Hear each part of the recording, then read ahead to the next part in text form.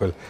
अच्छा, मेहरबान जी, एक बात बताइए, HDFC बैंक क्या यहाँ पर एक रिस्क बन रहा है डबल टॉप का, मतलब या फिर मैं टेक्निकल टर्म यूज़ कर रहा हूँ, लेकिन क्या ये 1800 पर आकर फिर क्योंकि एफआई की सेलिंग बढ़ रही है वापस, क्या ये एक बार फिर रिस्क ओपन हुआ मार्केट के लिए?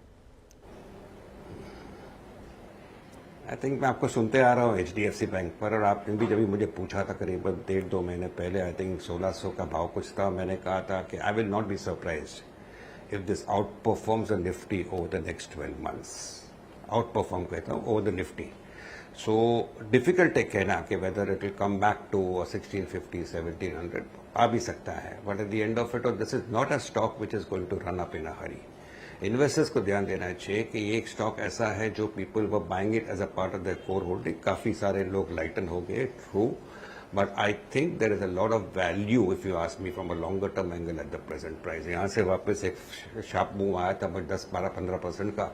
If that corrects a little bit, I will not be surprise, मैं नहीं कहूंगा होगा, but I think at this present level there is no harm holding on to it and possibly looking at buying into it if you are a proper investor. But सोचना कि ये भाव मैं लूंगा और 2200 हो जाएगा, 2300 हो जाएगा अगले 6 महीने 9 महीने में, I think that would not be fair to expect such things coming from such a large cap stock like HDFC Bank, which has already having HDFC merged into it. It's not going to be easy for such a sharp up move to come, but at this present level I don't think investors पैसे घुमाने वाला है। हम कुछ देर पहले auto बिक्री के आंकड़ों की बात कर रहे थे।